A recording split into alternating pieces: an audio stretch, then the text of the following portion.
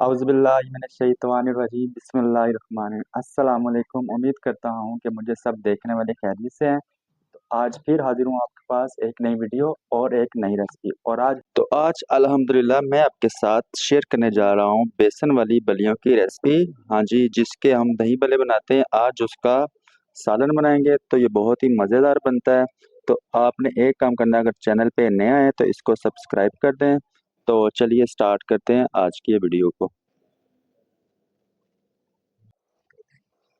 अच्छा जी, सबसे पहले तो मैं चीज़ें दिखा दूँ आपको। तो ये बलियाँ आप देख सकते हैं, बेसन वाली जो बलियाँ होती हैं, ये हमने तकरीबन लेनी 200 ग्राम बलियाँ। इसको पानी में डिप करके रख देना तकरीबन पौना घंटा या 1 घंटा। उसके बाद इसमें शामिल करेंगे आलू, शामिल कर देंगे इसमें 3 से 4 अदद सब्ज़ मिर्ची, इसमें कुछ शामिल करेंगे, 1 आध प्याज है, 3 अदद टमाटर है, और गार्निश के लिए थोड़ा सा इसमें धनिया शामिल कर लेते हैं।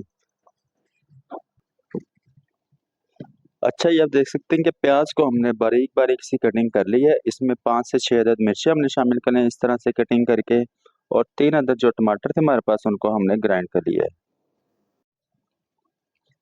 अच्छा जी, तो कढ़ाई आ गई हमारे पास, तो इसमें शामिल कर देंगे 100 ग्राम कुकिंग ऑयल या घी। तो इसको थोड़ा सा गर्म कर लेते हैं। अब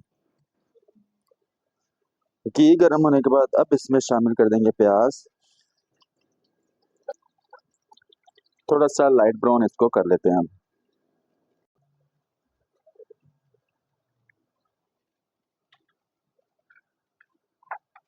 प्याज अल्हम्दुलिल्लाह हमारा लाइट सा ब्राउन हो गया है। अब इसमें शामिल कर देना हमने सिर्फ 1 चम्मच अदरक लहसुन पेस्ट। तो इसको भी थोड़ा सा पका लेना इसके अंदर। अदरक लहसुन पेस्ट को हमने अच्छी तरह पकाने के बाद अब इसमें शामिल कर देंगे टमाटर जो हमने ग्राइंड कर लिए थे, 3 अदद। अच्छा जी, उसके बाद मैं आपको मसाले दिखा दूं। 1 चम्मच हमारे पास नमक है, आधा चम्मच हल्दी शामिल करेंगे इसमें, आधा चम्मच सूखा धनिया, और 1 चम्मच सुर्ख मिर्च पाउडर। अब ये तमाम मसाले हम ये भी इसके अंदर शामिल कर देते हैं। तो मसाला रेडी कर लेना है। तो नॉर्मल सी आग पे इसको मसाला रेडी करेंगे, ज़्यादा तेज़ आग पे नहीं करना हमने, मसाला जल जाएगा। तो दरमियानी सी आग पे मसाला रेडी कर लेते हैं।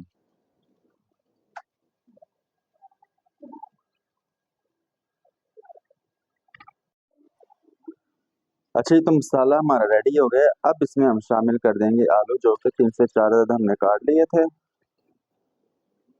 अब इसकी हमने बुनाई कर लेना है थोड़ी देर के लिए।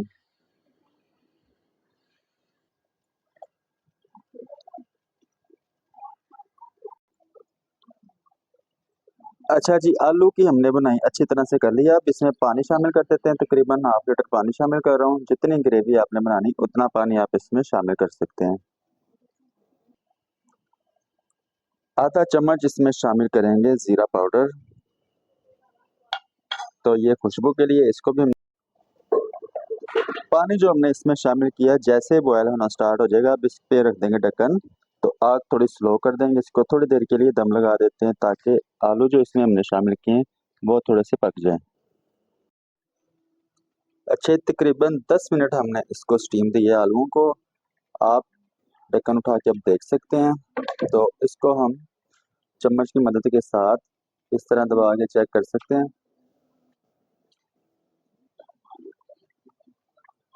तो ये अल्हम्दुलिल्लाह आलू हमारा टूट रहा है। अब अगला स्टेप मैं आपको दिखाता हूँ कि हम क्या करेंगे। अब ये जो बलियां हमने पानी में डिप करके रखी थी, इसको हमने हाथ की मदद के साथ अच्छी तरह से स्ट्रेन कर लिया। इसको दबा के इसमें जो पानी होता है वो निकाल लिया। अब हमने इन बलियों को इसमें शामिल कर देना है। तो इसी चम्मच से इसे हम अच्छी तरह से मिक्स कर लेंगे ना।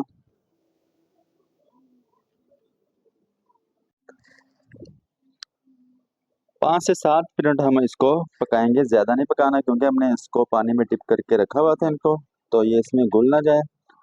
तो अब इसके ऊपर हम कर देते हैं गार्निश।